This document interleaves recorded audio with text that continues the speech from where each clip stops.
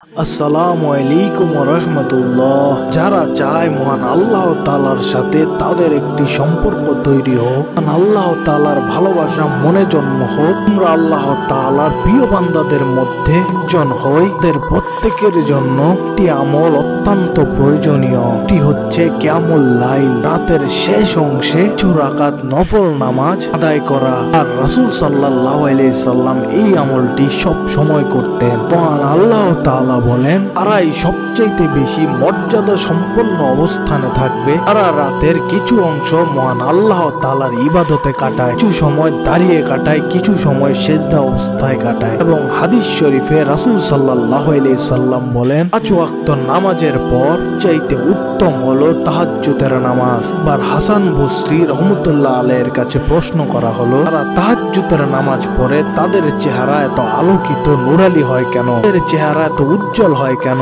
তখন তিনি জবাবে বললেন, তারা মহান আল্লাহর সাথে একাকিত্ব ইবাদতে সময় পার করেন, তাই মহান আল্লাহ তাআলা তার নূর তাদের চেহারায় ঢেলে দেন। সুবহানাল্লাহ। এবার এক আলেমে দ্বীনের কাছে একজন লোক এসে বলল, হুজুর, আমার তাহাজ্জুদের নামাজ পড়ার তৌফিক হয় না, আমাকে একটি আমল বলেন যার দ্বারা আমি তাহাজ্জুদের নামাজ আদায় করতে পারবো। তখন হুজুর তাকে বলল, তুমি তোমার দ্বীনের কাজের প্রতি লক্ষ্য করো, দ্বীনের কাজগুলো সঠিকভাবে করো, মহান আল্লাহ তাআলা তোমাকে রাতের কাজ করতে সাহায্য করবেন। আমরা সারা দিন যে নাফরমানিগুলো করে থাকি, এর কারণে আমাদের রাতের তাহাজ্জুদ আল্লাহ তাআলা আমাদের কাছ থেকে সরিয়ে নেন। তুমি যদি দিনের বেলায় মহান আল্লাহ তাআলার নাফরমানি না করো, তাহলে মহান আল্লাহ তাআলা তোমাকে রাতের ইবাদতের তৌফিক দান করবে। এবং কিয়ামুল লাইল ও তাহাজ্জুদের সময় এমন একটি সময়, এই সময়ের দোয়া, যেই সময়ের ইবাদত মহান আল্লাহ তাআলা বর্জন করেন না, কে মহান আল্লাহ তাআলা